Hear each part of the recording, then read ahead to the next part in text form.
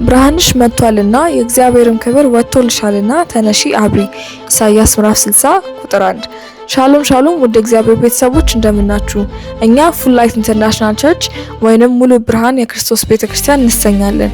ዓላማችን መልካሙን ለማድረግ የሚቀናውን ገንዘቡ የሆነውን ትውልድ ለእግዚአብሔር ማስነሳት ሲሆን አገልግሎታችንን ከዚህ በኋላ በዚሁ ገጽ የምናስተላልፍ መሆኑን ስንገልጽ በደስታ ነው። ፕሮግራሞቻችን ማክሰኞ ከ12 ሰዓት እስከ 2 ሰዓት የፈውስና የነጻ መውጣት ፕሮግራም፣ ሐሙስ ከ12 ሰዓት እስከ 2 ሰዓት፣ ቅዳሜ ከ4 ሰዓት እስከ 8 ሰዓት የፈውስና የነጻ መውጣት ፕሮግራም እንዲሁም እሁድ ከ4 ሰዓት እስከ 7 ሰዓት የአምልኮ ጊዜ ይኖረናል። አድራሻችን አዲስ አበባ ዘነበ ወርቅ አለርት ሆስፒታል ፊት ለፊት ካለው ታክሲ ማቆሚያ ወደ ወይራ ወደሚወስደው አስፋልት የፖሊስ ጣቢያው ክበብ ፊት ለፊት ያገኙናል። ለበለጠ መረጃ በ0940 42 32 35 እንዲሁም በ0911 63 74 13 ላይ በመደወል የጸሎት አገልግሎትና መንፈሳዊ ጥያቄዎቻችሁን ማሳወቅ እንደምትችሉ ስንገልጽ በደስታ ነው። በክብር ቆዩ።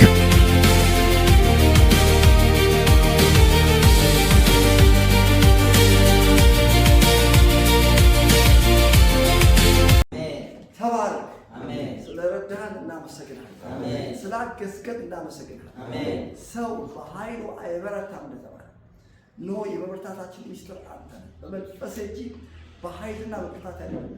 በአንተ መንፈስ ኃይል አንተን ለመፈለግ በዚህ ተሰብስበን ደግሞ አባት እግዚአብሔር በዚህ መሰብሰባችን ካንተ ዘንድ እየተለቀቀ ስላለው በረከት ካንተ ዘንድ እየተለቀቀ ስላለው ህይወት እናመሰግናለን። አሜን።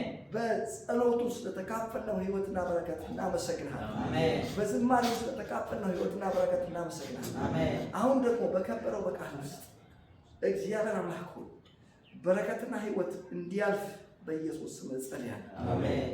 ማንኛውም ቀንበር ዛሬ ይሰማል። አሜን። ጉባኤው አካባቢው ሰፈር ሁሉ በቅዱስ መንፈስ ቁጥጥር ስር ይሁን። አሜን። የክፉ እንቅስቃሴ ከጉባኤው አካባቢ ከተማው ላይ የታሰረ እንዲሆን እናዛለን። አሜን። በኢየሱስ ክርስቶስ ስም አሜን። እግዚአብሔር ይመስገን። በድጋሚ ሰላም ልላችሁ ፈልጋለሁ። እንኳን ደህና መጣችሁ። እግዚአብሔር ይባርካችሁ። ዘማሪዎች ሌሎቻችሁ እንግዲህ ይሄ ሰዓት የእግዚአብሔር ቃል የምሰማበት ሰዓት ነው። ወገኖቼ የእግዚአብሔር ቃል ደግሞ እንደምታውቁት የፈውስ ፕሮግራም እንደሆነ መጠን አንድ ነገር ይሆናል። ዛሬ እንመረመራለን። አሜን። በቃ ወገኖች ይኸውላችሁ ስኬታማ መሆን ትፈልጋላችሁ? ስኬታማ መሆን ትፈልጋላችሁ አይደል? አዎ። ስኬታማ መሆን የምትፈልጉ ከሆነ እንደ አባቶቻችን መመርመር ነው። አባቶቻችን ለዳዊት መመርመር ይወዱ ነበር። መመርመር መዝሙር 139 ላይ ታስታውሱ እንደሆነ መርመር ፈትነኝ በደልን በልብ የምታ የዘላለምን መንገድ ምራኝ ጌታ ይመስገን። ጀስት ለእግዚአብሔር ራሳቸው ያስፈትሹ ነበር። ተነግራችኋለሁ። ይሄ የሚመጣ እግዚአብሔር ቃል እኔንም እናንተንም ይመረምራል። አሜን። የእግዚአብሔር ቃል መመርመርን ለመርማሪ ፖሊስና ለዶክተር ሰጥተን ምን ቀመራል? የእግዚአብሔር ቃል መርማሪ ነው። ከሁሉ ነገር በላይ የሚመረምር የማቃል ነው የእግዚአብሔር ቃል። ያው ብዙዎቻችሁ እንደምታውቁት በዕብራውያን ምዕራፍ 4:13 ላይ ምን እንደሚለው የእግዚአብሔር ቃል የሚሰራ በሁለት ወገን ከተሳለ ሰይፍ ይልቅ መንፈስና ነፍስ። በነገራችን ላይ መንፈስና ነፍስ በጣም አታች ከመሆናቸው የተነሳ አንዳንዴ ለመለየት በጣም ከባድ። አጥንትና ጅማትና አጥንት በጣም ሀርድ ለመለየት፣ ነገር ግን የእግዚአብሔር ቃል ሶሻል በጣም ሻርፕ ስለሆነ ይሄ የመንፈስ ሀሳብ ነው፣ ይሄ የነፍስ ነው ብሎ ይለያል። አሜን። እግዚአብሔር ቃል አቀባው ሻርፕ ስለሆነ ማለት ነው። አሁን የምትሰሙት ቃል ሻርፕ ዲቴል ምስል ከዛ በኋላ ምንድነው እኛ በሚቆጣጠር በሱ አይነት ፊት መንፈስና ነፍስ አጥንታችን ነው ሲለይ ድረስ ይወጋልና የልብንም ሀሳብ አሬ ይመረምራል በውስጥ ይመረምራል። ግን ከዘጋጋ ልብን ቆላልፈና አንቆች ካልተፈቀሙ ማለት ነው። እባካችሁ ከፋፍቱ፣ ልባችሁ ከፋፍቱ። እኔ ራሴ ከፋፍቻለሁ። ራሱ እኔ ተመርምሬ ነው የመጣው። እግዚአብሔር ቃል በዚህ ራሴ እየፈራሁ ነው። በእውነት ለራሴ እየፈራሁ እግዚአብሔር አድነኝ እያልኩ ነው። ምክንያቱም ቀድሜ ስለሰማሁ ደግሞ ከእናንተ ጋር ደግሞ አብሬ ልመረመር እግዚአብሔር ይመስገን። ስለዚህ ዛሬ የምናገርበት ሀሳብ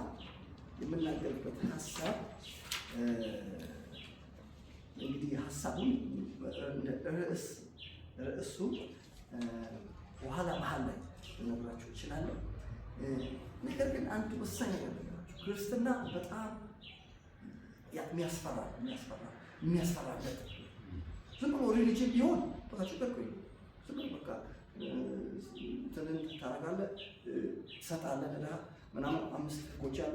ከዛ በቀን ስንት ጊዜ ትሰግዳለህ፣ በቃ እሱን ታደርጋለህ። ምን ታወራለህ? እዚህ ግን ሶ ሃርድ ክርስትና በጣም አስፈሪ ነው። አባቶቻችን ገባቸው ስለነበረ እነ ያዕቆብ እንኳን ይህ ስፍራ እንዴት ያስፈራል! በእርግጥ ይህ እጅ የእግዚአብሔር የሰማይ ደጅ ይችላል ያስፈራል። ክርስትና አስፈሪ ነው። ለምን? ራሱ እግዚአብሔር ያለበት ስለሆነ ነው። ደግሞ ወደ ክርስትና ስትመጡ ወደ እናንተ የሚመጣ ክብር ስላለ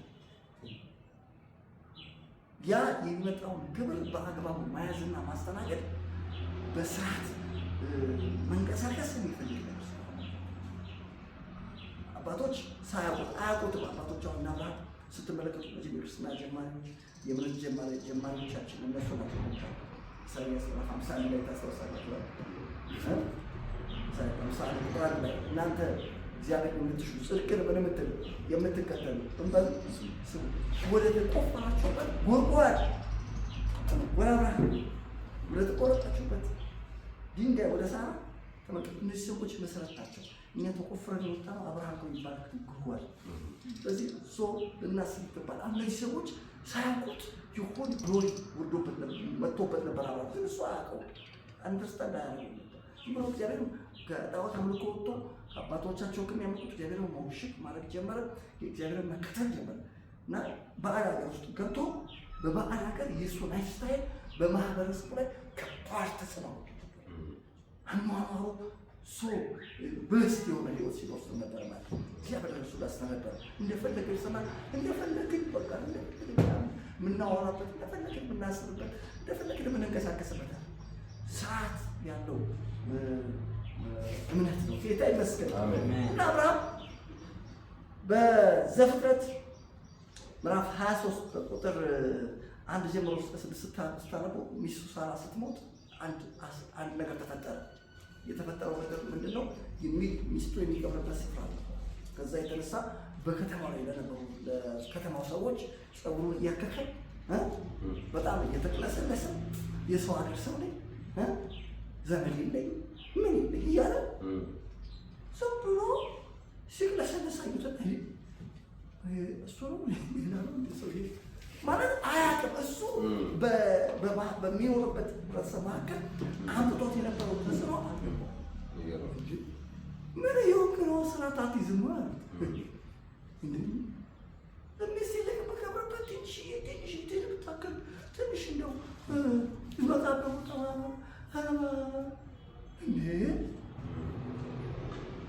ዋት አንቲንግ ምን እያልክ ነው አንተ እንደዚህ እኮ አይደለም። አንተ እኮ እንደዚህ እኮ የምታረግ ሰው አይደለም፣ የምታደርግ አይደለም ማለት ነው። እና ምንድን ያሉት እነሱ ተሰብስበው ነገሩት። በቃ እሱ ስለራሱ እንደሚገባ ስላላወቀ ያመጣው ተጽዕኖ ስላልተረዳ የነበረው ማህበረሰብ ነው። ምን ብሎ እንደነገሩት እንዴ 23 ጌታ ሆይ ያለው መጀመሪያ የሰው ሀገር ሰው ለበደለኝ ወንዴ ቢቆም ይልካል። ብዙዎቻችን እኮ አንዳንዶቻችን የምትሉት እኮ እንደዚህ እኮ በቃ ላይ አሁን ወይ ጌታ እግዚአብሔር አይናችን ይካል። አሜን አሜን ማክራባ። ስለዚህ ሰዎች በመጀመሪያ ጌታ ሆይ የሚገርም ሃሌሉያ ሃሌሉያ። ከዛስ ስማን አንተ በእኛ መካከል በእግዚአብሔር አለቃ ነህ። የሚገርም ነው። ከመቃብር ስፍራችን በመልካም ቦታ ሬሳን መመል ቅበር ሬሳን ትቀብር ዘንድ ከእኛ መካከል የሚከለክለን የለም። ማን ይከለክላል? አንተ እኮ እንደው እንግሊዝኛው በጣም ምንድን ነው የሚለው? you are a mighty prince among us። በእኛ መካከል አንተ ፕሪንስ ነህ። ክብር ለእግዚአብሔር ይሁን። ንጉሥ ነህ። አሜን። እነሱ እኮ ንጉሥ አላቸው። አገሩን እኮ የሚያወጣና የሚገባ እዛ ሀገር የሆነ ቤተ መንግስት የተቀመጠ የሆነ ትልቅ እንደዚህ ኮፍያ አድርጎ ዱላ ይዞ ንጉሥ ነኝ ብሎ ዙፋን ላይ የተቀመጠ ንጉሱ ማን ነበረ?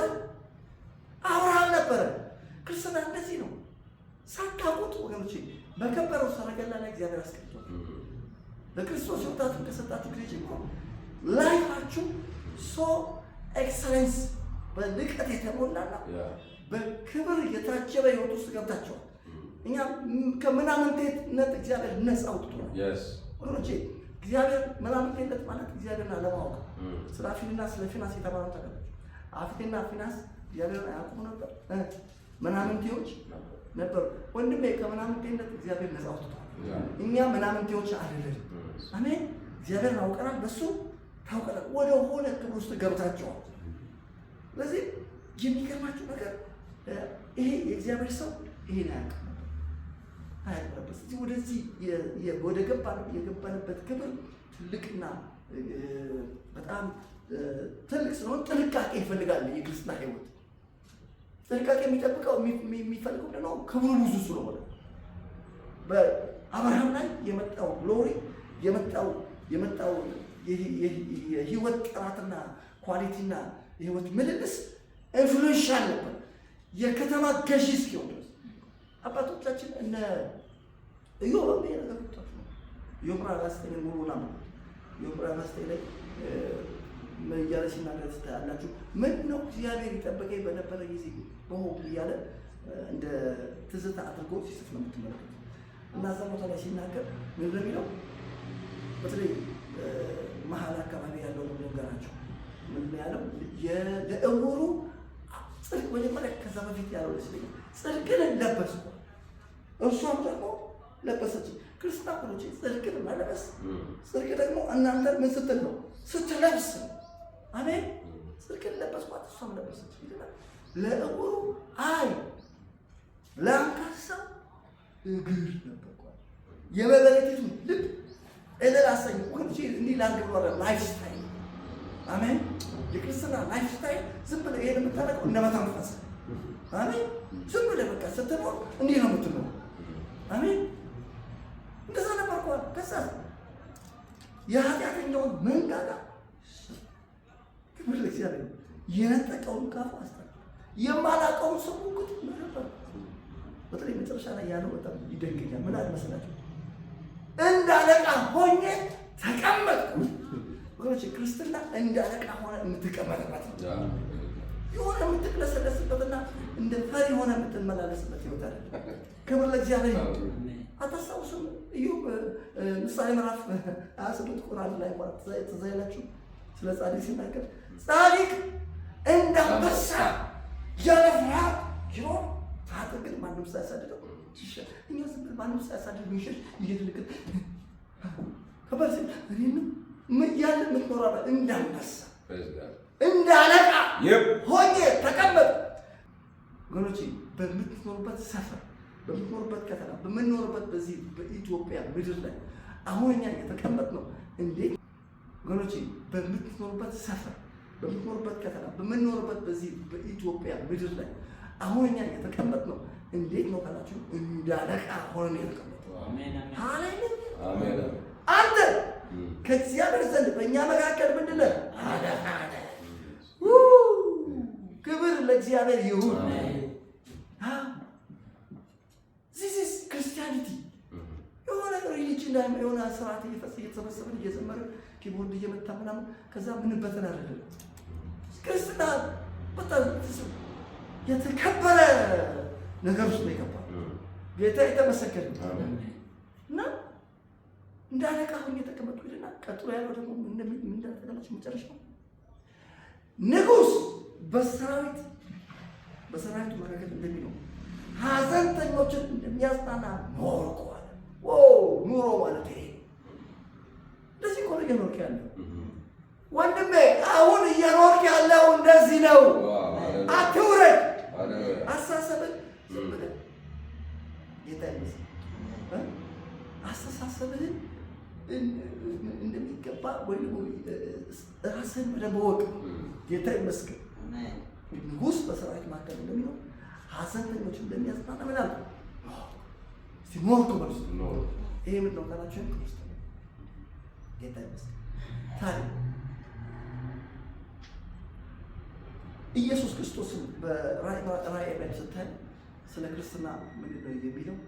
ርስትና ሪሊጅን እንዳለ ሪሊጅን የሆነ ሪሊጅን አለ የሆነ ሰዎች ስብስብ ምናምን አንዳንድ ሰዎች ደግሞ የተደራጀ አስተሳሰብ ያለው የሆነ ስብስብ ምናምን አይደለም። ክብር ለእግዚአብሔር። ክርስትና ምን ባላችሁ ክርስትና ንግስና ነው። አሜን።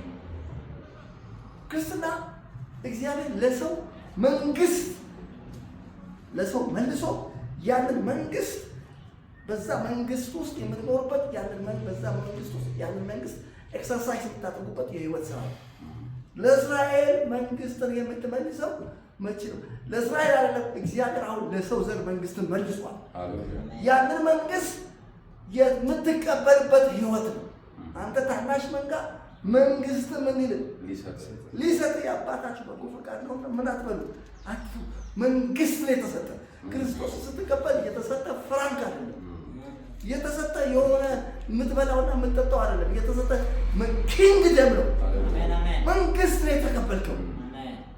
ለዚህ ነው ያስፈራል ብላችሁ የተቀበልከው ነገር ከባባድ ነገር በእጅ ስለገባ አያያዙ ልታውቅበት ይገባል። ስርዓት ያስፈልገዋል። እንደፈለግን ማሰብ እንደፈለግን የምንሆንበት የምንወጣበት የምንገባበት አይደለም። መጠንቀቅ አለብን። እግዚአብሔር ይመስገን።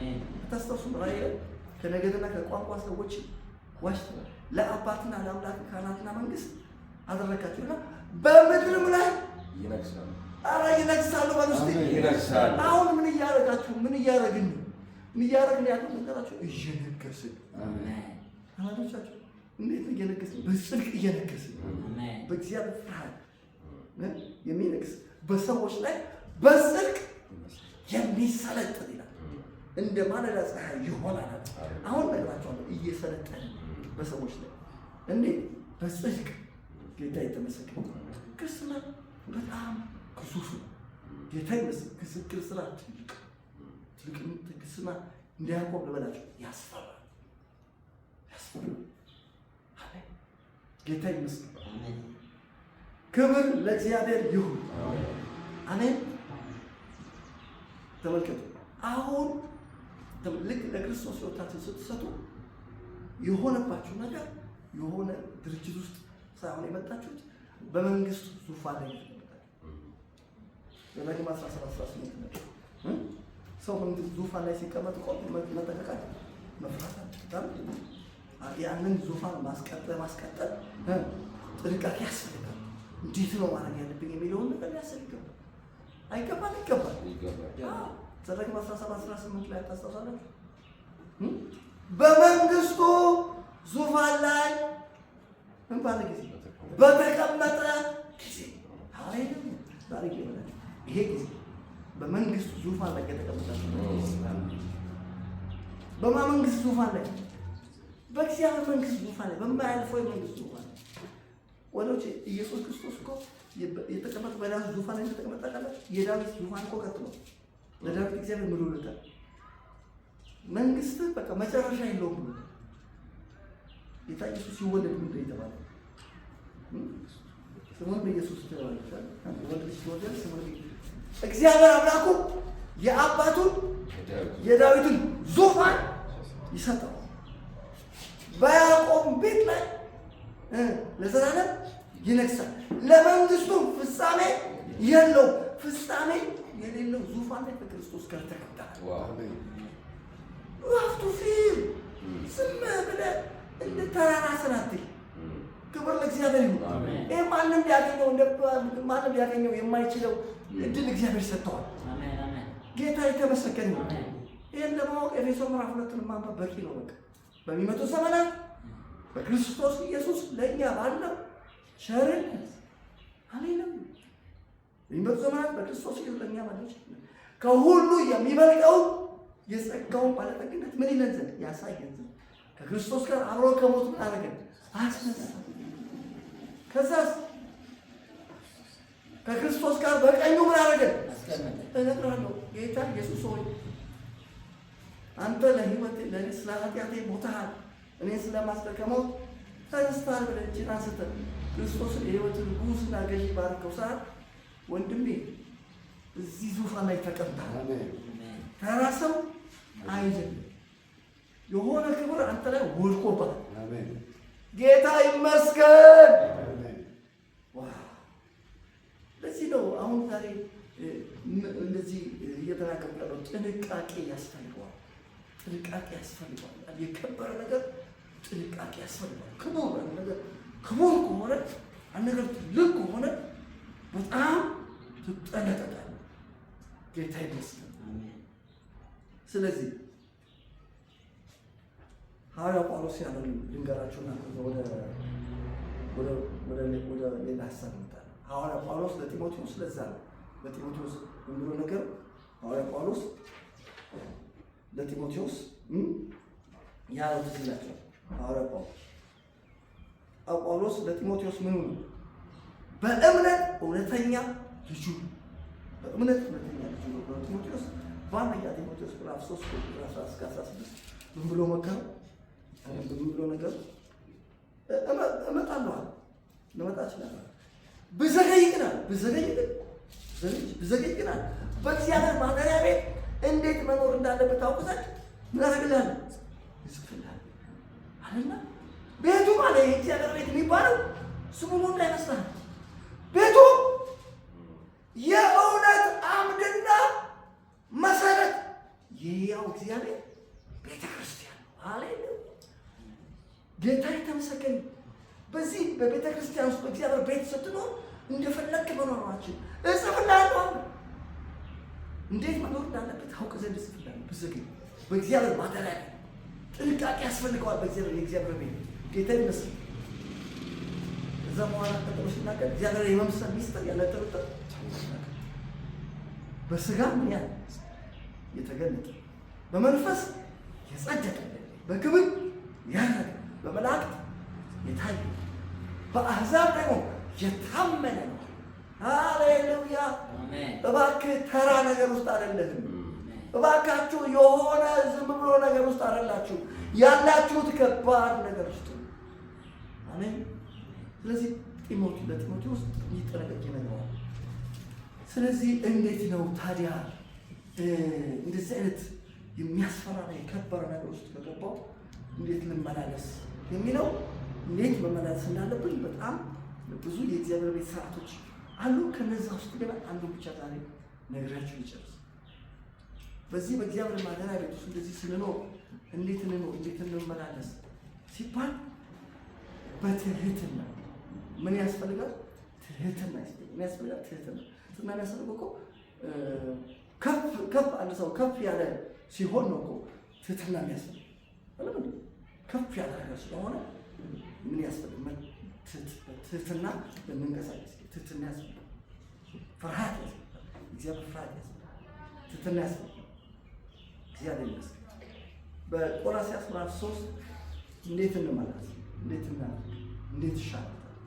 በትህትና ነው። ቆላስይስ ምዕራፍ 3 ከ12 እስከ 13 ላይ ይላል እንደተወደዱ ልጆች እንደተመረጡ እግዚአብሔር ምርጦች ትህትና ፍቅርን ልበሱ እያለ ትህትና ልበሱ። ምንን ትህትና ብናውቃላ ማለት 3 ቁጥር 10 እንግዲህ እንደ እግዚአብሔር ምርጦች ምሕረትንና ርኅራኄን፣ ቸርነትን፣ ትህትናን፣ የዋህነትን፣ ትዕግስትን ልበሱ። ዝም ብለው ልበሱ። ጌታ ይመስገን። እርስ በርሳችሁ ትዕግስትን አድርጉ። ማንም በባልንጀራው ላይ የሚነቅፈው ነገር ካለ ይቅር ተባባሉ። ክርስቶስ ይቅር እንዳላችሁ እናንተ ደግሞ እንዲሁ አድርጉ። በእነዚህ ሁሉ ላይ የፍጻሜ ማሰሪያ የሆነው ፍቅርን በሉ ልበሱ። ጌታ ይመስገን። ስለዚህ ምን ያስፈልጋል? ትህትና ያስፈልጋል። ትህትና ግትር መሆን የለብንም። ግትር መሆን መመርመር ጥሩ እኮ ነው። ቅድም እንዳልኳቸው አሁን እኮ እየተመረመረ የሰው መንገዱ በዓይን ፊት የቀና ነው። የሰው መንገዱ በዓይን ፊት የቀና ነው። ታውቃላችኋል። እንዳትበረበሩ። እኔ በጣም አንድ ጊዜ የተደነቁበትን የእግዚአብሔር ቃል ነው። አንደኛ ሳሙኤል ሁለተኛ ሳጠና በጣም በተደጋጋሚ አንድ ቃል አየሁ። ይሄ ቃል እንደዚህ ለምንድን ነው የተጻፈው ብዬ ጠይቄ ምን መሰላችሁ የሚለው በእግዚአብሔር ፊት ክፉ አደረገ፣ በእግዚአብሔር ፊት መልካም አደረገ፣ በእግዚአብሔር ፊት በእግዚአብሔር ፊት የሚለው ለምንድን ነው ከፊት መግባት ያለብን? ምን ችግር አለው? ለካ ሰውየው በራሱ አይን ፊት ትክክል ነበር ወገኖች። ሂትለር ትክክል ነበር በራሱ አይን። ጓድ መንግስቱ ኃይለማርያም የኢትዮጵያ መሪ የሆኑት 17 ዓመት ኢትዮጵያን የገዙት ፕሬዚደንት መንግስቱ ያን ሙሉ አንድ ጀነሬሽን ሲፈቱ ትክክል ነበር። ሌሎችም በዓለማችን ላይ ከፍተኛ ስህተት የሰሩ ሰዎች ስህተት እንስራ ብለው ቃል የሚሰሩት የሰው መንገዱ በአይኑ ፊት ምን ስለሆነ ቅን ስለሆነ ነው። ለዚህ ነው እንመርመር የምንለው። አንዳንዶች እንደውም በእግዚአብሔር ስም ነው ትልልቅ ስህተቶች የሰሩት። አውሮፓውያን ጳጳሶቻቸው የሮማ ጳጳሶች ናቸው መርቀው አፍሪካን እንዲወሩ የሸሟቸው። መርቀው በቃ ሰብስበው ያከፋፈሏቸው እንዲህ ባርከው በስመ አብ ወወልድ ብለው ለዘረፋ ማለት ነው። እችን ሀገር ለማንገላታት እችን አሁን ነው ለማንገላታት። ለምን ትክክል ነው ሰው ትክክል ነው። አሁን አንተ ትክክል አትበል። ትክክል ነው እግዚአብሔር መርመራ ይራት እስቲ መርመራ ይበል እስቲ መርመራ እስቲ በቃ እንመርመር። ስለዚህ ልብ ልትሉ የሚያስፈልገው ነገር ምንድነው? ትህትና ያስፈልጋል። ምን ያስፈልጋል? ትህትና። በጣም የሚገርማችሁ ነገር በዳንኤል ምዕራፍ 5 ከ18 እስከ 20 ላይ ስለ አንድ ንጉስ ይናገራል። የንጉሱ ስም ናቡከደነፆር ነው። ታውቃላችሁ። ልዑል አምላክ ለአባትህ ለናቡከደነፆር አራት ነገር ሰጠው። ክብርን፣ ግርማን፣ ታላቅነትን ሰጠን። አራት ነገር ክብርን፣ እዛስ ግርማን፣ ታላቅነትን አንደኛው ደግሞ ምንድነው? መንግስትን ምን አደረገው? ከሰጠው ታላቅነት የተነሳ በምድር የሚኖሩ በፊቱ ምን ይሉ ነበር? ይንቀጠቀጡ ነበር። የወደደው ይገድል፣ የወደደው በህይወት ያለው፣ የወደደውን ያዋርድ፣ የወደደውን ደግሞ ከፍ ያደርግ። በኋላ ግን በጣም አሳዛኝ ነገር መጨረሻ ላይ ተጻፈ። ምን ይላል መጨረሻ ላይ? ልቡ በታበየ ጊዜ በጥፋት ያደርግ ዘንድ ልቡ በታበየ ጊዜ ከመንግስቱ ዙፋን ተዋረደ፣ ክብሩ ተለየው። ዛሬ ይበላቸው ከመንግስቱ ዙፋን በጌታ በኢየሱስ አትዋረዱ። አሜን። በእናንተ ላይ ያለው ይሄ የእግዚአብሔር ክብር ለዘላለም አይለያችሁ። አሜን። ጌታ የተመሰገነ እና ሰውየው ከመንግስቱ ዙፋን ለምን የተዋረደው ሲባል ልቡ በታበየ ጊዜ በትዕቢት ያደረገ በትዕቢት ማድረግ ስለጀመረ እዚህ ውስጥ ገብቶ ይገባል። ሰውየው ምንድን ነው የጎደለው ካላችሁ? ትህትና። እንዴት እንመላለስ? በትህትና። የምናደርገውን በትዕቢት የምናደርገው በምንድን ነው? በትህትና ልናደርግ ይገባል። ሌላው ሁለተኛ ዜና 26:16 የሚታወቀው ኦዚያ ነው። ኦዚያ በበረታ ጊዜ ለጥፋት ልቡ ታበየ። ወደ እግዚአብሔር መቅደስ ገብቶ አጥናለሁ ብሎ ገባ። ለጥፋት በጣም ሰው ሰክሰስፉል ነው። የዚህ ሰው ታሪክ እንደዚህ ሙሉ በጣም ትመለከቱ በጣም አስገራሚ ነው። ስታነቡት ትደነቃላችሁ። የሚገርም ስኬት ነው ላይ አይወደቀው። ስኬት ያስፈራል፣ ክብር ያስፈራል፣ በጣም ያስፈራል። እና አልተጠነቀቀም። ጥንቃቄ ማድረግ አልቻለም። ታውቃላችሁ እግዚአብሔር መፍራት ባስተማረ በዘካርያስ ዘመን እግዚአብሔር ይፈልግ ዘንድ ልብ አደረገ።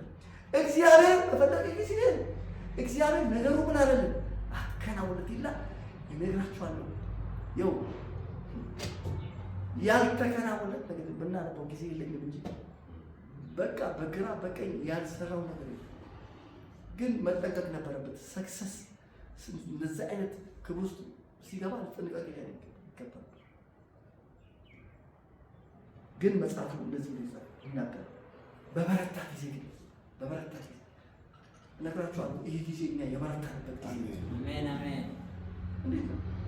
ልክ ለክርስቶስ ሕይወትን በሰጠ ሰዓት በቃ ኦልሬዲ ወደ መበረታት ገብተህ ይህ ጊዜ የበረታችሁበት ጊዜ፣ በመጽሐፍ እውቀት የበረታችሁበት ጌታ ይመስል በእምነት የበረታችሁበት በጌታና በኃይሉ ችሎት የበረታችሁ በጌታ ጸጋ የበረታችሁ የብርታት ሲዝን ውስጥ ገብተን ደካማ ጌታ ሳታ እናንተ ደካሞች ሸክም በክርስቶስ ሳትሆን ነበር ደካማ። አሁን ደካማ ነው። ለክርስቶስ ሕይወትን ስትሰጥ ከዛ ሰዓት ጀምሮ ምን ብለህ በርትተህ የበረታበት ምንድን ነው? ተጠንቀቅ። የበረታበት ጊዜ በመንግስት ዙፋን ላይ የተቀመጥክበት ጊዜ ተጠንቀቅ። አሜን። ወደ መንግስት የደረስክበት ጊዜ ነው። ተጠንቀቅ። ሕዝቅኤል 13 ላይ ተጻፈ። ለመንግስትም ደረስ በአንቺ ላይ ካስቀመጡት ከክብር የተነሳ ዝናሽ ወጣ። እነግራችኋለሁ፣ ዝናችሁ የወጣበት ጊዜ ነው። ለመንግስት የደረሳችሁበት ጊዜ ነው። ስለዚህ በዚህ ጊዜ ምን ያስፈልጋል ካላችሁ ጥንቃቄ። ጥንቃቄ ጌታ ጥንቃቄ። አባቶቻችን ጥንቃቄ ያደርጉ ነበር እና ሐዋርያት ሥራ 12 ከ21 እስከ 23 ታስታውሳላችሁ። ንጉሥ ሄሮድስ ልብሰ መንግስቱን ለብሶ ህዝብ በተሰበሰበበት መካከል ንግግር አለ። እግዚአብሔር ድምፁን አኖይንት አደረገው፣ እባክህ ቀባው። ህዝቡ ምንድን ነው ያለው? ይሄ የሰው ድምፅ አይደለም፣ የእግዚአብሔር ድምፅ ነው። ክብር ለእግዚአብሔር ይሁን። ወዲያው እሱ ቢያቅረው ምን ማድረግ ነበረበት? ድፍት ማለት ለእግዚአብሔር ክብር መስጠት ነበር። ግን ያንን ሼር አላደረገውም። የዚህ ይገባኛል ብሎ ያዘ። አዎ ልክ ነው። የሆነው ነገር አልነገራቸውም። ለመናገር የሚዘገን ነገር ነው። ግን እንደዛ ችግር ውስጥ የገባው በትውልድ ተወልቶ የሞተበት ምክንያት ምንድን ነው? መጽሐፉ ለእግዚአብሔር ክብርን እባካችሁ እኔና እናንተ በኢየሱስ ስም ለእግዚአብሔር ክብርን እንሰጣለን። አሜን።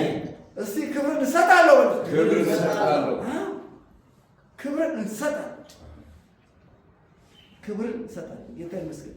ምሳሌ 15:33 ላይ ትህትና ክብረትን ትቀርባለች። ትህትና ምን ክብረት ወሮቼ የምታድለን አንድ ሴትዮ አለች። በሴቴ የተጻፈች የሴትዮዋ ስም ነግራችኋለሁ። ትህትና ትባላለች። ጌታ ይመስገን። እሷ ነች የምታድለን። ጌታ ይመስገን።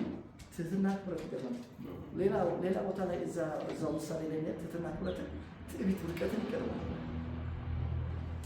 ጌታ ይመስገን። አንደኛ ጴጥሮስ 5:5 ላይ እግዚአብሔር ትዕቢተኞችን ይቃወማል፣ ለትሑታን ግን ጸጋን ይሰጣል። በክርስቶስ ኢየሱስ ዛሬ የትህትና መንፈስ እየተቀበልን አሜን። አዎ ጌታ ይመስገን። የትህትና ጸጋ እግዚአብሔር ዛሬ ያገኘናል። ሃሌሉያ አሜን አሜን። ጌታ ይመስገን። አሜን። ታዲያ እንዴት ነው በትህትና መመላለስ የምንችለው? እንዴት አድርገን እንትኑን ማወቅ አለብን። ዘዴውን በምን መንገድ ነው አሁን በጥንቃቄ ለመመላለስ በትህትና ለመኖር እንዴት አድርገን ስልቱን ማወቅ አለብን። በጣም የከበረ ነገር ውስጥ እንደገባን፣ በጣም ትልቅ ነገር ውስጥ እንደገባን አውቀናል። ያ በትህትና ልንመላለስ እንደሚገባ ተረድተናል። እንዴት አድርገን ነው የምንመላለሰው ሲባል የመጀመሪያው ነገር ማወቅ ያለብን ነገር አለኝ የምንለው ነገር በሙሉ የተቀበልነው እንደሆነ ማወቅ። የተቀበልነው አሁን አለ እኛ ጋር ቅድም ስነግራችሁ እንደነበረ አለውን የምንላቸው ነገሮች በሙሉ ሁሉ አንዱም ሳይቀር ምን ብለናቸው ተቀበልናቸው። ጌታ ይመስገን። ተቀበለን መንግስትን ተቀበለን ነው ለናቡከደነጾር ተባለ። ልዑል አምላክ ለአባት ለናቡከደነጾር ክብር፣ መንግስት፣ ክብር፣ ታላቅነት አራት መሆን አለበት። ክብር፣ መንግስት፣ ታላቅነት ምን አደረገው? ምን ነው ይኸውላችሁ አለን የምንለው ነገር በሙሉ ተሰጥቶን ነበር። አንዳንድ 4:7 ላይ ያልተቀበልከው ይኸው ወንድሞቻችን ነው ጸጋ ስንቀበል አልተጠቀሙም። ዛሬ የሚገርማችሁ ያልተቀበላችሁት ምን አለ? ከየትም አላመጣሁም። ተቀበለ። ሙዚሽያን ተቀበለ። ዘማሪ ሪሲቭ አድርገው ተቀበለ። ሰጫል አቤት። እኔም ቢሆን ቃል የማቀርበው እኔ ቢሆን ምን ብዬ ነው እነግራችኋለሁ ያልተቀበልክ ምን አለ ምን ማለት ነው? አለን የምልህ ነገር በሙሉ ምን ብለህ ነው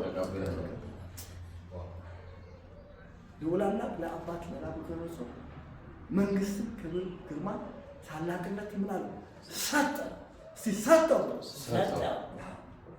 የተቀበለ ሰው ምን አይልም። ያልተቀበልከው እንዳልተቀበለ ለምንድን ነው የምትቆመው? ምንም የሚያቆም ነገር በሙሉ የተቀበለ ሰው።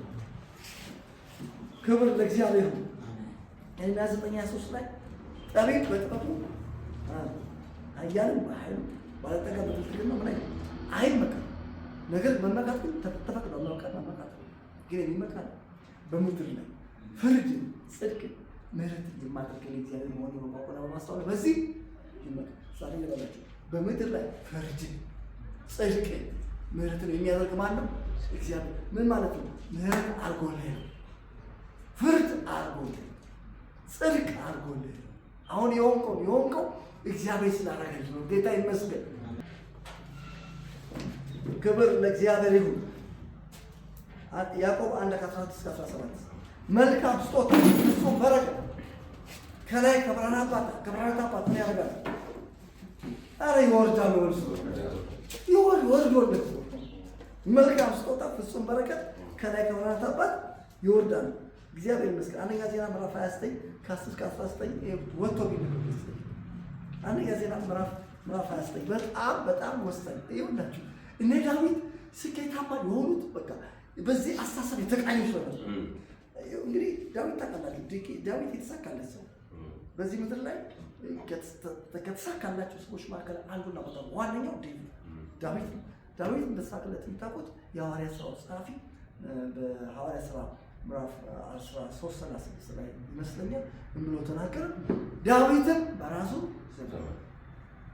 የእግዚአብሔርን ሀሳብ አገለገለ ማለት ነው። እስቲ የዳዊት ማይንድ ሴት እንዴት ነው ሰውዬ የእግዚአብሔርን ሀሳብ አገልግሎ ማንቀላፈት የቻለው? አሳሰቡ በምን መንገድ የተቃኘ?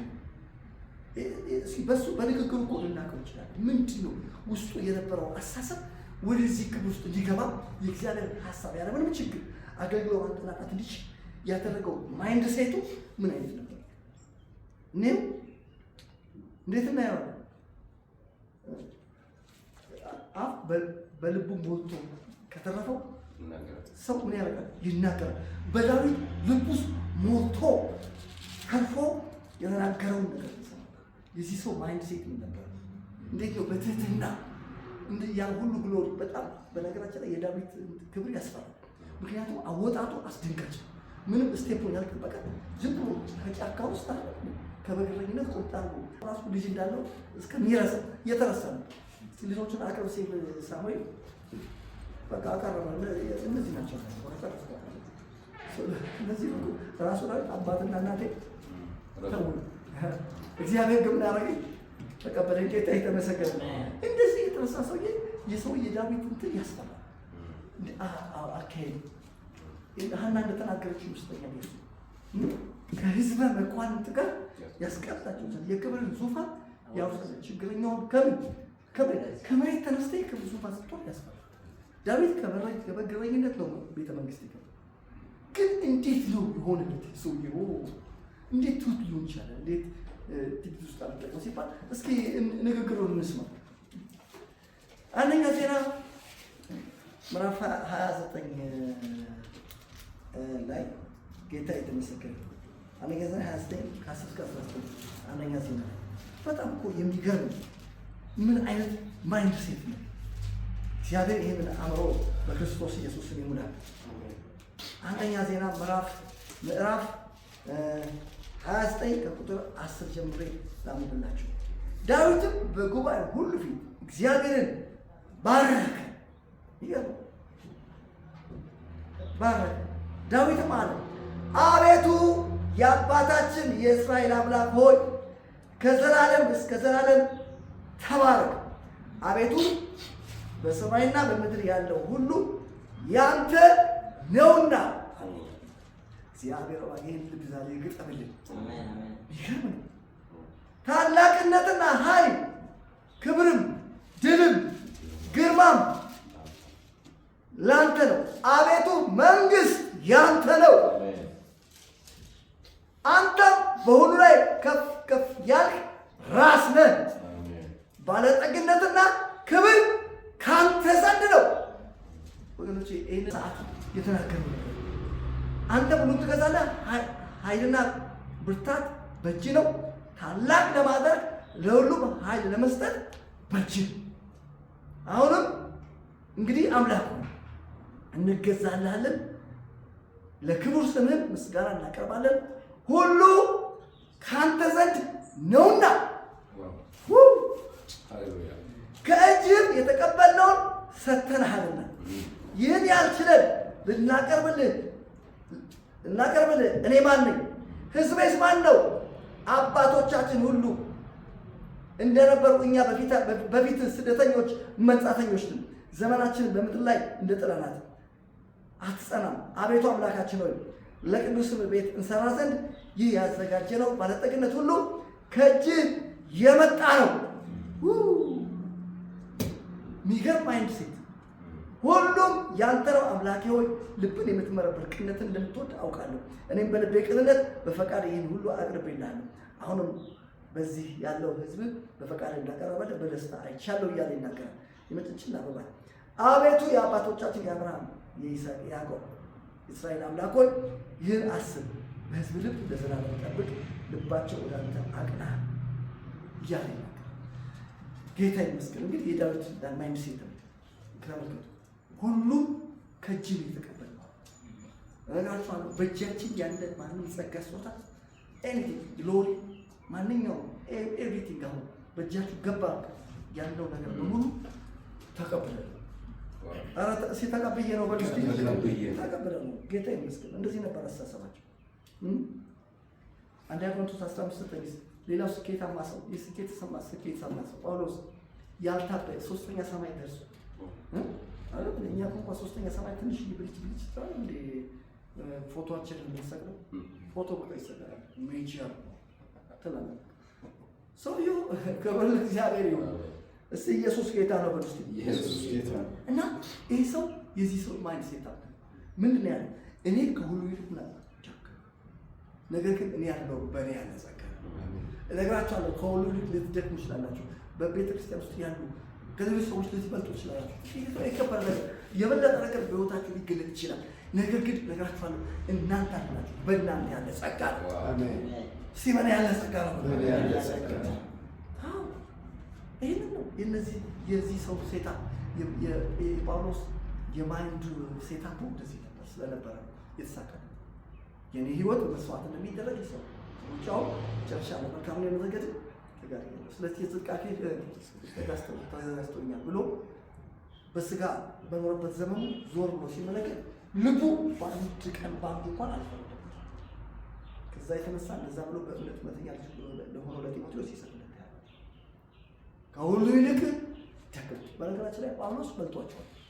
የበጉን ሐዋርያት ኦልሬዲ አሳክ በልጧቸዋል። 14 መጽሐፍ ሊጻፉ 13 መጽሐፍ 13 መጽሐፍ የጳውሎስ ሬቨሌሽን ዮሐንስ እስቲ ተወርሲያስ ኤፌሶን ሰጣ አትገረው ማን እንደ ጳውሎስ ጴጥሮስ እኮ እንደዚህ ያሰ ጌታ ይመስገን። እየተባለ ያለው ነገር ምንድነው ካላችሁ ከሱ እንደተቀበለ እናስብ ያስፈልጋል። ሌላው ሁለተኛው ነገር ምንድነው? እምነት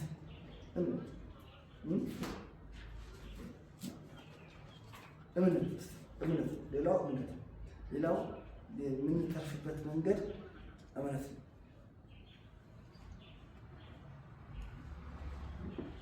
በመዝሙረ ዳዊት 114 ቁጥር 2 ላይ ይላል ዳዊት የተናገረው ነገር ምንድነው? ያምን ነበር ለሁሉ ነገር ነው የምናምነው።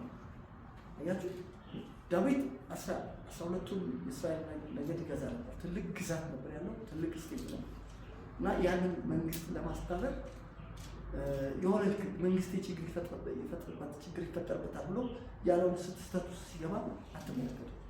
እሺ ህዝቤን ከኔ በታች የሚያስገዛ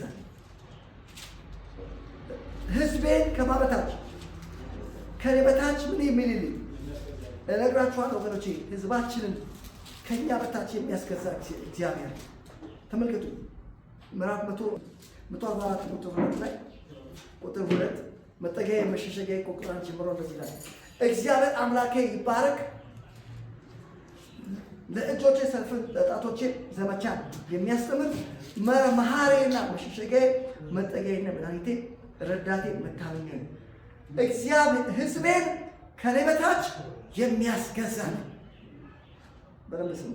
ይህንን እንዴት እንደሆነ ልንገራችሁ። ሌላ ንጉሥ አለ፣ ኢዮርብዓም የሚባል ንጉሥ። አንደኛ ነገሥት ምዕራፍ 12 እስከ 33 ታውቃላችሁ። ኢዮርብዓም የንግሥና ዝርያ የለው፣ የንግሥና ዝርያ የለው። አንድ ብቻ ኳሊቲ ያለው ሰውዬ በሰለሞን መንግስት ውስጥ ጎበዝ ሰራ። ጎልማሳውን በስፋት የተመሰገነ እንደሆነ ባየ ጊዜ በዮሴፍ ስራ ላይ ሾመ እና ንግሥና ዝም ብሎ ዘሎ ይወድቃል እና ይህንን ንግሥና ካገኘ በኋላ ምንድነው የሆነው ነገር? ለተስታውሱ እስራኤል ወደ ይሁዳና እስራኤል ተከፈሉ። በተከፈለ ሰዓት ቤተ መንግስቱ የት ነው ያለው?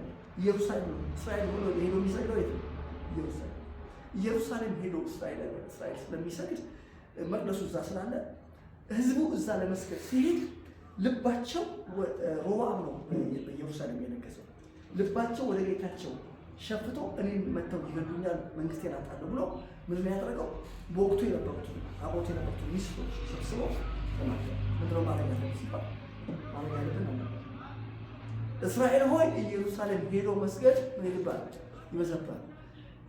ከግብፅ ያወጣ አምላክ ይሄ ነው ብሎ አንዱ በዳን አንዱ በቤርሳቤ የወርቅ ጥጃ አቆሞ የእግዚአብሔር ሕዝብን ለወርቅ ጥጃ ምን አደረገ? አሰቀለ። ሰውየው ለምንድን ነው እንደዚህ አይነት ችግር ውስጥ የገባው ሲባል ችግሩ ምንድነው ካላችሁ በእምነት ስላለ አላመነም። ልክ እንደ ዳዊት ቅድም ነግሬያቸዋለሁ። የዳዊት ምክንያት ነው። ዳዊት ሕዝቤን ከኔ በታች የሚያስገዛል። ተመልከቱ፣ ሕዝቤን ከኔ በታች የሚያስገዛልኝ ማን ነው? እግዚአብሔር ነው ብሎ ቢያምን ኖሮ በነገራችን ላይ ስለ ኢዮርብዓም መጽሐፍ ውስጥ ስታጠሩ አንደኛ ነገሥት፣ ሁለተኛ ነገሥት ኢዮርብዓም የኃጢአት መለኪያ ሜትር ነገስታቶች እንደ ነገስታቶች ሲለቁ በኢዮርብዓም መንገድ ሄደዋል። በኢዮርብዓም መንገድ አልሄዱም እና በናባጥ በኢዮርብዓም መንገድ መሄድ ቀላል መስሎ ታየው። የጽድቅ መለኪያ ዳዊት ነው። የኃጢአት መለኪያ ደግሞ ኢዮርብዓም።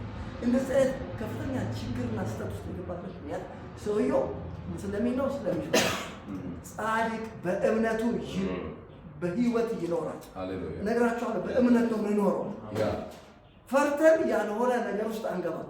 ኑሮን ፈርተን ያልሆነ ስህተት ውስጥ ገብተን ስናምታታ ኑሮ የገባንበትን ይህንን ትልቅ ክብር ይህንን ብኩርናችን አንሸጠው። ለአንድ መብል አትሽጥ። ጌታ ይመስገን። ከዛ በኋላ አታገኘው። አልቅሶ እንኳን አለም ቢፈልገው በረከቱን መልሶ ሊያገኘው አልቻለም። አልሸጥም ብኩርና ለፍጥረት የመብራት አይነት እንድንሆን በሁለት ቀን አስበው ምን ብሎናል? ወልዶናል። የከበረ ነገር በእጃችን ገብቷል። ስለዚህ ይሄ ሰው ስህተት ውስጥ የገባበት ምክንያት ችግሩ ምንድን ነው የጎደለው ካላችሁ እምነት። እግዚአብሔር ሊያምነው ይገባል። እንደ ዳዊት እንደዚህ ቢኖረው እዚህ ችግር ውስጥ አይገባም። ሕዝቤን ከኔ በታች የሚያስገዛ ዛሬ ነገር አላችሁ። ባለትዳሮች አላችሁ፣ ሚስቶቻችሁን ከእናንተ በታች የሚያስገዛ እግዚአብሔር። ልጆቻችሁን ከእናንተ በታች የሚያስገዛ እግዚአብሔር። ልጆቻችሁ በስርዓት ሲገዙ ያዳመጧቸው በስርዓት ሲወጡ ሲገቡ ሲማሩ ጨዋ ልጆች ሲሆኑ ቤተክርስቲያን ሲመጡ ዝም ብሎ አይምሰልህ። አመስግን እግዚአብሔር። እግዚአብሔር አስገዝቶልህ ነው። እባክህ ጌታ የተመሰገነ ይሁን። አሜን። ስለዚህ ተመልከቱ፣ እምነት ያስፈልጋል። ሰዎች ስለማያምኑ ነው ስህተት ውስጥ ችግር ውስጥ የሚገቡ። እምነት ያስፈልጋል። ጌታ ይመስገን። በጽድቅ ነገሮቻችን እናደርጋለን። በጽድቅ እናደርጋለን። እስኪ በጽድቅ አደርጋለሁ። አሜን። ሌላው ምስጋና ህይወት ያስፈልጋል። ልጨርስ ነው። ጥቂት ነገር ጨርሳለሁ። ምስጋና ትንፋሽንና መንገድን የያዘው አምላክ አላከበረም። ዳንኤል 5:2 ወገኖቼ፣ ይሄ አምላካችን ትንፋሻችንና መንገዳችን የያዘ ትንፋሻችን በማችን ዳዊት ያዕቆብ ስተፈራቸው ፍርዴ ከአምላኬ አለች መንገዴ ከአምላኬ ተሰውራለች። እነግራችኋለሁ፣ መንገዳችን ከአምላካችን ይሰዋል እንጂ ትንፋሻችንና መንገዳችን በእጁ ነው። ትንፋሽ በእጁ ነው፣ መንገድህ ብርቱ። ጌታ ይመስገን። ስለዚህ ምስጋና የሚሰዋ እርሱ ያከብረኛል ስለሚል ልናመሰግን ያስፈልጋል። ሁለተኛ ጢሞቴዎስ 3:1-3 ላይ በመጨረሻ ዘመን የሚያስጨንቅ ዘመን የሚመጣ ይሞቃል። ሰዎች ይሆናሉ ምን ይሆናሉ ሲባል የማያመሰግን በኢየሱስ ስም እኛ የምናመሰግን አሜን። አመስግን ሲያመሰግናለሁ አመሰግናለሁ። መዝሙር 34:1-3 አባቶቻችን አመስጋኞች ናቸው። በኤዶምያስ በተረዳ አይደለም ዳዊት ችግር ውስጥ ሆኖ ነው የዘመኑ ይባላል። እግዚአብሔርን ሁሉ ጊዜ ምስጋናው ዘወትር ምን ምልክት ሆኖ እግዚአብሔር ይባርክ ህይወት ያስፈልጋል ማለት ነው። ጌታ ይመስገን። ሌላው ታላቁን እግዚአብሔር ታላቁን ታላቅ ማለት ታላቅ እግዚአብሔር ብቻ። ዛሬ እንግዲህ የላሉት ጉባኤ እግዚአብሔር ታላቅ ነው። አሜን። እስቲ እግዚአብሔር ታላቅ ነው። እግዚአብሔር ታላቅ ነው። ታላቁን እግዚአብሔር ታላቅ ነው እና ዳዊት እንደዛ መዝሙር 34:1-3 ላይ እግዚአብሔርን ከኔ ጋር ታላቅ አድርጉት፣ ኑ በአንድነት ስሙን ከፍ ከፍ እናድርግ። እባካችሁ ታላቅ ያልሆነውን ነገር ታላቅ አታድርጉ። ታላቅ ማድረግ ያለብን ታላቅ ይሆናል። ንጉሥ ናቡከደነፆር አእምሮ ጠፍቶበት እውነቱን ተቀምጦ ታላቅ ያልሆነውን ነገር ታላቅ ሲያደርግ ችግር ውስጥ ገባ። ከመንግስቱ ዙፋን ተዋረደ። የዚህ ሰው ችግሩ ታውቃላችሁ፣ ታላቅ ያልሆነውን ነገር ታላቅ ያልሆነውን ነገር ታላቅ አድርጎ አለም። ዳንኤል 4:28-30 ላይ ምንድን ነው ያለው? ዳንኤል ናቡከደነፆር ልክ የመንግስቱ ሰገነት ላይ ቆመና ቤት ባቢሎንን እያየ ምድር ያለ ታላቂቱ ባቢሎን እባካችሁ ታላቅ ባቢሎን የለም፣ ታላቅ አገር የለም፣ ታላቅ ሰው የለም፣ ታላቅ አንዱ እሱ ማለታችሁ እግዚአብሔር ታላቅ ነው። ለታላቅነቱ ፍጻሜ የለውም። አንዳንዶቻችሁ አይ ታላቅ አገር አለ፣ ታላቅ ሰው አለ ካላችሁ አዎ አለ፣ ልክ ነው። ነገር ግን የእነሱ ታላቅነት ፍጻሜ ነው። የእግዚአብሔር ታላቅነት ግን ፍጻሜ የለውም። ሃሌሉያ። ክብር ለእግዚአብሔር። አሁን ፕሬዚደንት ዶናልድ ትራምፕ ዓለምን እንደዚህ እየበጠበጠ ነው። ነገር ግን ያልቅለታል ታላቅነት። አሁን ከአንድ ዓመት በኋላ ተራስ ሆኖ የሆነ ሻሽ ተጣጣኝ። እግዚአብሔር ግን ይሆናል ለታላቅነቱ ፍጻሜ የለም። አዎ ስለዚህ ተመልከቱ፣ ታላቅ የሆነውን ታላቅ ማነው? ታላቅ አላችሁ? እግዚአብሔር ታላቅ ለታላቅነቱ ፍጻሜ እና የናቡከደነፆር ስህተት የመጀመሪያው ታላቅ ያልሆነውን ታላቂቱ አባል ነው። ሁለተኛ ለግርማዬ ክብር ምን ግርማ አለ? ምን ክብር አለ? ለግርማው ክብር ስለ ግርማው ክብር ወስጥ ለግርማው ክብር አዎ ነግራችኋለሁ። ብናገለግል ለግርማው ክብር ጌታ ይመስገን። አሜን። ቢያምርብህ ለግርማው ክብር፣ ማለት ሰው ቢቀበልህ ለግርማው ክብር፣ ብታገባ ብትወልድ ለግርማው ክብር፣ ቢሳካልህ ለግርማው ክብር። ለዛ ነው ሐዋርያ ጳውሎስ በአንደኛ ቆሮንቶስ 10:30 ላይ ምን ያለ የምትበሉትን የምትጠጡትን የምታደርጉትን ሁሉ ለእግዚአብሔር ክብር አድርጉት፣ ለክብሩ። ስለዚህ ተመልከቱ፣ የእነዚህ ሰዎች የዚህ ሰው ችግር ታላቅ ያልሆነውን ነገር ታላቅ ሲያደርግ ታያላችሁ። ታላቅ እግዚአብሔር ብቻ ነው። እግዚአብሔር ብሩኩን እንባርክ። እግዚአብሔር ብሩክ ነው። መዝሙር 38:19 ላይ እግዚአብሔር በየዕለቱ ብሩክ ነው። እግዚአብሔር ሰኞ ብሩክ ነው፣ ማክሰኞ ብሩክ ነው፣ እስከ ዓርብ ድረስ ብሩክ ነው። በየዕለቱ ክቡር ዓመቱን ሙሉ ብሩክ ነው። ብሩኩን እንባርካለን፣ ታላቁን ታላቅ እናደርጋለን። ታላቅ ያለውን ነገር ታላቅ አንዳንድ ሰዎች አካባቢ ናቸው ማለት አፋቸው ላይ ራሱ ታውቃላችሁ፣ በቃ ሲናገሩ እኔ የሚያስፈሩ ሰዎች ነው ማለት የሚደረጉ እና የሆነ ስለ መኪና ሞዴል ማውራት ሲጀምር በቃ ያስፈራል። አንተ እንዴት ታልኩ እንደሚያሳምር እንዴ ይሄ ሰው የምድር ነው ላይ በቃ የሆነ አታካብቱ። ጌታ ይመስገን። እንደዛ ማሳመርና ነው ማሸማመን ካለበት እግዚአብሔር እንደዛ አሳመረ። የሚገባው እግዚአብሔር ነው የተሰበረ።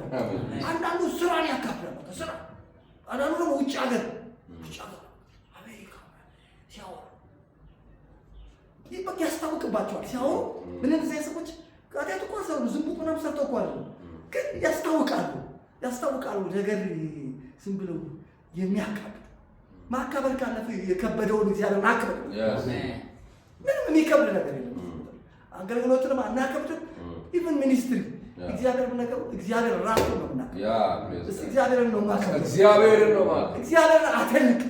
አፉ ላይ ትልቅ ሆኖ ሰው ሲያይ አፉ ላይ ትልቅ ሆኖ እግዚአብሔር አፉ ላይ ከብዶ ይገኝ። ሰው ሲያይ እግዚአብሔር ግሎሪፋይ የሚያደርግ ነገር ይኑር። እግዚአብሔር ይርዳል። አሜን። ጌታ ይመስገን። ሌላው ቃሉን መስማት። ማንም መስማት ቃሉ ምክንያቱም እንገልጠዋለን፣ እናጋልጠዋለን። ሲጋለጣለን እናጋልጠዋለን። ክብር የሚገባው እግዚአብሔር ብቻ። ሌላው ተመልከቱ፣ ቃሉን መስማት ነው። ምን መስማት? ቃሉን እሰማለሁ። በጣም ይገርመኛል። በመጽሐፍ ቅዱስ ውስጥ ነው ከምትደለቅበት ቃል መካከል አንደኛው የት ነው ካላችሁ፣ አንደኛ ነገሥት ምዕራፍ 20:25 ላይ ይላል ሚስቱ ኤልዛቤል እንደነዳች ክፉ ነገር ለማድረግ ራሱን እንደሸጠ እንደ አካባቢ ያለ ሰው በምድር ላይ አልተገኘም ይላል። እግዚአብሔር ያድናችሁ። ሴትዮዋ ሰውዬው ውስጥ ገብታ ምን አደረገች? ድራይቭ ይንዳ ከተባለ መንፈስ ቅዱስ አንተ ይንዳ። እንዴት የሆነች ሴት ታሽከረክራል? ኢየሱስ ያድናል። ታናችሁ በደንብ ስሙ፣ ታገኙታላችሁ። ሚስቱም ኤልዛቤል እንደነዳች እንደ መኪና ማለት ነው። ተመልከቱ፣ መስማት ያለበት እግዚአብሔር መስማት ሲገባው ሚስቱን ሰምቶ እስራኤልን ጣዖት አምላኪ አገር እግዚአብሔር ምሕረት አደረገለት እንጂ መጨረሻ ዘፍጥረት 3:17 ላይ የሚስትህን ቃል ምን ብለሃል? መስማት ካለብህ እግዚአብሔር ቃሌን ስሙ፣ ያዘዝኳችሁን አድርጉ፣ እኔም አምላክ እሆናችኋለሁ፣ እናንተ ሕዝብ ትሆናላችሁ። ጌታ ይመስገን። ቃሌን ስሙ። አንደኛ ነገሥት 12:6-11 ላይ አማካሪዎቹን ሰማ። ሮብዓም ታውቃላችሁ። ሮብዓም ህዝቡ መጥቶ ልክ ንግስና ወደ ንግስና እንደመጣ አቅለልልን አሉት። ህዝቡ ተሰብስቦ ግብር አባት አክብሮብን ነበር ሲል እና ምክር በወቅቱ አባቱን ለማከል የነበሩ አማካሪዎች ነበሩ። እነሱ መስማት ትቶ የእሱ ጓደኞች ወጣቶቹ ምክር ከዛ የተነሳ ችግር ውስጥ እንደገባ ታውቃላችሁ። ሮብዓም መንግስት እና መስማት የነበረበት እግዚአብሔር ነው። ዘዳግም 17:18 ላይ በመንግስቱ ዙፋን ላይ በተቀመጠ ከሌዋውያን ካህናት እሱ ራሱ መጽሐፍ ይጻፍ። ለምን እግዚአብሔር መፍራት ይማጸን ከትእዛዙ ወደ ግራ ወደ ቀኝ ልቡ ወንድሞች ላይ እንዳይሆን እርሱና ልጆቹ በእስራኤል ልጆች መካከል ለረጅም ዘመን ይነግሩትን መጽሐፉ ከእርሱ ጋር እድሜውን ሁሉ ስታነበው የእግዚአብሔር ቃል እየሰማ እስቲ እግዚአብሔር ቃሉን እሰማለሁ። ክብር ለእግዚአብሔር። ቃሉን መስማት። ሌላው የምናደርገውን ለክብሩ ማድረግ። ዳንኤል 4:28-30 ለግርያቸዋለሁ ቅድም ለግርማዬ ክብር አይደለም ለግርማው ክብር። ኢሳይያስ 61:1-5 ለክብሩ የተከላቸው የጽድቅ ዛፎች እስቲ እንዲባሉ በሉ እባካችሁ እነግራችኋለሁ። እናንተ በእግዚአብሔር ቤት የተተከላችሁት እግዚአብሔር ቤት የተተከላችሁት መዝሙረ ዳዊት 92:13 ላይ ተጻፈ። ጻድቅ እንደ ዘንባባ በሊባኖስ ይኖራል። ለምን ሲባል በእግዚአብሔር ቤት እስቲ ተተክለዋል። እኔ ተተክለዋል ብሎስ እግዚአብሔር ያሳድጋል። እግዚአብሔር በቤቱ ተተክሏል። እግዚአብሔር ለምን የተተከለ ሲባል ለክብሩ። እግዚአብሔር ለክብሩ የተተከላቸው የጽድቅ ዛፎች ይባላሉ። ዛሬ ነገራችሁ እናንተ የጽድቅ ዛፎች ለምን የተተከላችሁ? ስለዚህ ሁሉ ነገራችሁ ክብሩን ለማውራት ያለው ለክብሩ። አንደኛ ቆሮንቶስ 10:31 ላይ የምትበሉትን የምትጠጡት የምታደርጉት ሁሉ ለእግዚአብሔር ክብር ቅድም ያገለገላችሁት የዘማሪ ፕሮግራም ለምንድን ነው የመራው? ለክብሩ። ዘማሪዎች ለምንድን ነው ያገለገላችሁ? ለክብሩ። እኔ ለምንድን ነው ማስተምረው ማገለገላችሁ? ለክብሩ። ጌታ ይመስገን። ወንጌላዊ ወንጌል ወጥቶ ወንጌል ሰብኮ ነው ሰብኮ የመጣው ለምንድን ነው? ለክብሩ። ጌታ ሰራ ለክብሩ ባሉ ለክብሩ እንዲጨበጨብልሃል። አንድ ጊዜ አንዳንድ ሰው በቃ ለራሱ ክብር ነው አንዳንድ ነገሮች የሚያደርጉ ለኢየሱስ ክርስቶስ ስም ለክብሩ። ኧረ ለክብሩ። ሌላው በቃ ልጨርስ ነው፣ ጨርሻለሁ። ባልንጀራችን ከኛ ይሻላል ብለን ማሰብ። ይህንን ፊልጵስዩስ 4:15 በክርስቶስ ኢየሱስ የነበረ ሀሳብ በእናንተ ዘንድ ይሁን። በክርስቶስ ኢየሱስ የነበረ ሀሳብ በእግዚአብሔር መልክ ሲኖር ሳለ እግዚአብሔር ጋር መስተካከልን መቀማት እንደሚገባ ነገር አልቆጠረም። የባሪያን መልክ ይዞ ራሱ አዋረደ አይደል የሚለው? ይኸውም ለመስቀል ሞቱ ማለት የታዘዘው። በዚህ ምክንያት እግዚአብሔር ከሰዎች በላይ የሆነውን ስም ጌታ ይመስገን በክርስቶስ የነበረ ሀሳብ እና ባልንጀራችን ይሻላል ማለት ይሄ ነው መጨረሻው። ሌላው ይሄን አንብበን መጽሐፍ ቅዱሳችን እናውጣና እንጨርስ። እንደ እምነታችን መጠን ማገልገል፣ እንደ እምነታችን መጠን መኖር ያስፈልገናል። ይሄ ነው ከትዕቢት ነፃ የሚያወጣ። ቶሎ በሉና የት ነው የምንሄደው መሰላችሁ? ሮሜ 12 አንብበን ከዛ በኋላ ወደ ጸሎት እንሄዳለን። ሮሜ 12 ጌታ ይመስገን። የሐዋርያው ጳውሎስ መልእክት ለሮሜ ሰዎች ጌታ ይመስገን። ሮሜ 12 ከስንት ጀምረን ነው የምናነበው? ከ3 ጀምረን ነው እንችላለን። እግዚአብሔር ለእያንዳንዱ የእምነት መጠን እንዳካፈለው እንደ ባለ አእምሮ እንዲያስብ እንጂ ማሰብ ከሚገባው አልፎ በትዕቢት እንዳያስብ በመካከላችሁ ካሉት ለእያንዳንዱ በሰጠኝ ጸጋ እናገራለሁ። ለእያንዳንዳችን እግዚአብሔር የሰጠን የእምነት መጠን እግዚአብሔር ለእያንዳንዱ የእምነት መጠን እንዳካፈለ እንደ እምነታችን መጠን እንዳያስብ በማሰብ ተመልከቱ። እግዚአብሔር ለእያንዳንዱ የእምነት መጠን እንዳካፈለው እንደ ባለ አእምሮ እንዲያስብ እንጂ ማሰብ ከሚገባው አልፎ በትዕቢት እንዳያስብ በመካከላችሁ ባለው ለእያንዳንዱ በተሰጠኝ ጸጋ እናገራለሁ። በአንድ አካል ብዙ ብልቶች እንዳሉ የብልቶችም ስራ አንድ እንዳይደለም እንዲሁ ብዙዎች ስንሆን በክርስቶስ አንድ አካል ነው። እርስ በርሳችን እያንዳንዳችን የሌላው ብልቶች ነው። እንደተሰጠን ጸጋ ልዩ ልዩ ስጦታ አለ። ትንቢት ቢሆን እንደ እምነታችን መጠን ትንቢት እንናገር። አገልግሎት ቢሆን በአገልግሎታችን ንትጋ። የሚያስተምር ቢሆን በማስተማር ንትጋ። የሚመክር ቢሆን በመምከር ንትጋ። የሚሰጥ በልግስና የሚገዛ በትጋት ይግዛ። የሚምር በደስታ ይማልዳል። እንደ እምነታችን መጠን በእያንዳንዳችን ውስጥ ያለ እምነት መጠን አለ። በዛ ልክ በትዕቢት አናለ በትዕቢት እንዳያስብ ይላል። ከዛ በላይ የአንዳችን የተለያየ ምን ማለት ነው? አሁን እኔ ካላዘበርኩ ብቻ ወንድማችን እንዴት እንደባረከ ነው። ትዕቢት እኮ ማለት ትዕቢት እኮ እኔ የተሰጠኝ የእምነት መጠን መስበክና ማስተማር ምን አንጥቶ ይሆን ያው እዚህ ጋር እኔ ልዬ በቃ እዛ ያዘኝ ምን ነው የምታስበው? ቀብድ ነው የምታስበው? ከፈለግሽ ያለ በቃ ቦታ ላይ ነው። ትዕቢት ነው አትተበት። ክብር ሁሉ በሁሉ ኢየሱስ ነው። አሜን። አንዳንድ ሰዎች አንዳንድ ቤተክርስቲያን ውስጥ ራሳቸው ፕሮግራም ይመራሉ፣ ራሳቸው ይሰብካሉ፣ ራሳቸው ያሰፋው ይበላሉ። እንደው ራሳቸው ሁሉ ኪቦርድ ሳይጫወቱ ሰው ማማ ራሱ ሳይሰበስብ አያችሁ። ይሄ ምንድን ነው? ራሱ ትዕቢት ነው። አንድ ነው በቃ ማለት ነው። በእያንዳንዳችሁ ውስጥ ያለው ነገር በርግጥ ሁለትም ሶስትም ተጋር በተለያየ መንገድ ልንጠቀምልን ይችላል ሊኖር ይችላል። ነገር ግን በትዕቢት ማሰብ ሁሉ በሁሉ አይደለም። ሁሉ በሁሉ አይደለም። ኤኖይ እያልኩ ያለሁት ሀሳቤ ተረዱ በቦታው ይሆን ከቦታው ግን ሲያልፍ ትዕቢት እንዳይሆን ሁሉ በሁሉ አይደላችሁ። ሁሉ በሁሉ ማን ነው? እግዚአብሔር ብቻ። ጌታ ይመስገን።